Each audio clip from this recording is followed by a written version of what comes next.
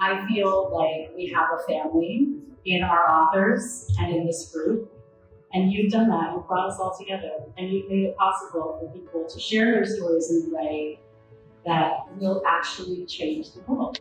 There's this quote that says, "We live our lives forwards, but we understand it in reverse." It helped me to understand and to see how grief helped me, or actually hindered some of my decisions walking through life. The journey of reconnecting with the voice, the spirit, the essence of that time of my life helped me to get to know myself in really surprising, welcoming ways. I was able to retrieve the gifts and the contributions of this younger part of myself, and I feel her grounded and expressed in my life now through writing this story. It was really beautiful. When you read my story, or if you've read my story, there is a lot of grief and loss and tragedy. You know, even from birth, my mom was homeless, and I dropped out of high school while being pregnant. And I did lose a child later on, and then almost lost my own life and went through a divorce. Just a lot of risk factors and not a whole lot of protective factors. So your journey doesn't have to look the way you think it's going to look, or it's not okay that you suffered this trauma, but it can be okay. I believe in life we have circumstances that happen that can really allow us to pressure test our beliefs. And oftentimes these events invite us to answer the question, conform or be rejected. My chapter in Born to Rise tells of a particularly uncomfortable story. It was the first time that I was faced with the very real fear of, will I get kicked out of the church over this? And for the good Christian girl who wore her faith on her sleeve and hinged her whole existence around being a Jesus freak, it was a choice I never wanted to make.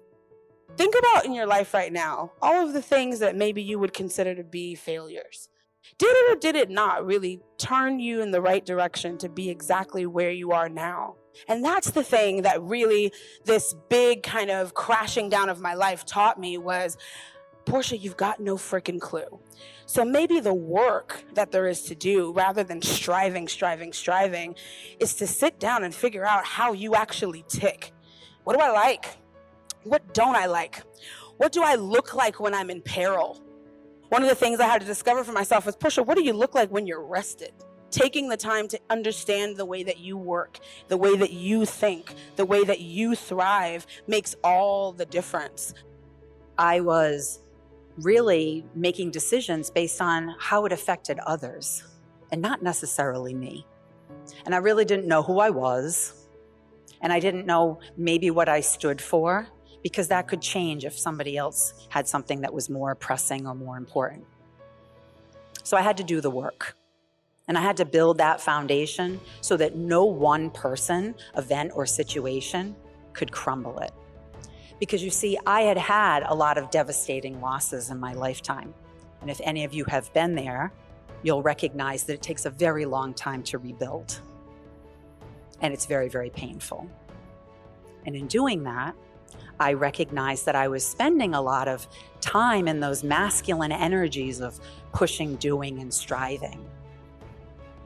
And I needed to actually balance that with more of those feminine qualities of receiving, taking breaks, resting.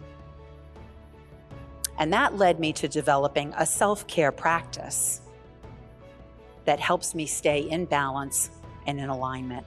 Because when I am out of balance and out of alignment, I get sick very easily. I tend to overwork. And when that happens, then I really can't do the things that light me up, which is to be there for others. That's my joy. My whole life, I found myself hiding who I was for the benefit of everybody else. And I locked in on this notion of labels. And so for myself, I had struggled with having a label my whole life. And then I had two amazing, beautiful daughters. And I watched them live life without fear. And if they have fear, you never knew it. because they are living their life in their most authentic way, just being who they are. And even if they haven't realized entirely who they are on the path to finding themselves in a way that was so beautiful that I never felt like I could experience. So why the story? Because for the first time in my life, I want to live my life authentically. I'm just so impressed by her and everything that she's been able to overcome. Not because what you go through isn't what defines you, it's what you do with it and how you overcome it. So just seeing where she came from and seeing how she got to where she came from today, I've always said to her, the one thing I hope for my future as I'm approaching college is that I turn into somewhat of a role model that she became for me. My music is still here, and that's where I decided to go, even though I have to take medicine that keeps me alive.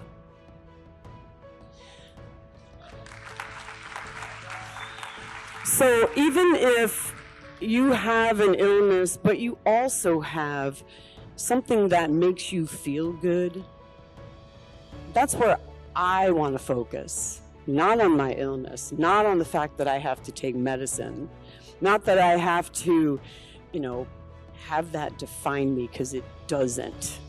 What defines me is what makes me happy. And that's the way I want to live.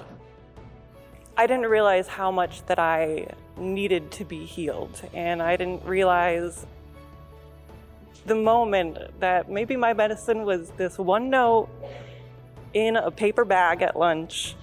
And it was just like a moment that I think about way more often than I think I ever expected to.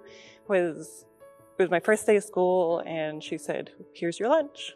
And I said, "I normally get free lunch." She said, "No, I made this one special for you." And I just went to lunchroom, and at school just expected it to be a sandwich, and she just had a really beautiful note just wishing that I had the best first day. And I didn't think that I needed that. And I didn't think that I needed that healing until I read that note. So thank you for being part of that medicine. Experience has brought me joy. It has supported me in understanding how my experiences have healed me. Because, an experience is neither good nor bad. It's how we look at it. So this has helped me and helped others to maintain positive expectancy along in the journey, and to appreciate and share. And it's been so much fun. So this is it, because I felt it in my bones. I felt that this was a story to tell. And that's really, it was scary to do that, but it was also really healing to be able to say, I think this is really the one that I want to inspire other people with. And so this was a really amazing and incredible experience, because I felt like at the end of it, I came out being able to know I'm really well loved, to know that I could do something that wasn't easy for me, that I could keep going until I felt like I got there. And as I'm talking, I still have chills all over my body, so I know I've done the right thing. What I learned from a conversation with a stranger is that, of course, my story means something, but it doesn't have to mean everything. For me, it rippled into tidal waves of healing, of pain, of love, of joy, of opportunities, all of that. But it also helped me see how deep the ocean is, how you can't put an end date on grief or heartbreak or healing. It's not something that you throw on a checklist and cross off. You laugh, you cry, you heal, you hurt. You feel the full spectrum as often and for as long as you need to. And I don't have to be ashamed of that. Leaving my classroom allowed me to find myself again. I was able to leave the Mrs. Gallo mask behind, the Mrs. Gallo mask that I wore very, very well. And I was able to find myself again. And with the support of my friends and my family and the people that are around me, I was able to reconnect with who I was. Which brings me back to Iceland. When we were in Iceland and we were on that walk, and I sat down, I recognized that I felt fully whole, I felt fully complete, I felt completely alive, and I felt like me. I knew that I was Christine, Mrs. Gallo. She's in the past, and I'm Christine, and I'm here, and I'm alive, and I chose to be this way. I just want to speak to the level of incredible transformation that has happened within this container. Like what you're seeing tonight is the culmination of 8 months of work and 8 months of joy and tears and not a little bit of frustration and not a little bit of people really coming face to face with their fears around visibility, around being all of who they are, around stepping into this next level of serving, of teaching, of leading, of influencing. And every single one of them broke through that barrier. It was a beautiful evolution. And so we truly believe that everyone has a transformational story to tell. The deciding factor for a project like this is the readiness to look at our lives and say, I learned something that can help someone. I learned something that the world needs to know. This is a perspective that will change minds or change lives. So that's where we started. We are going to do another book. We have heard from the His of history for a very long time, and those stories are very important. We are trying to balance those stories that we hear in history and create a legacy for people coming after us who want to know what it was like in 2023.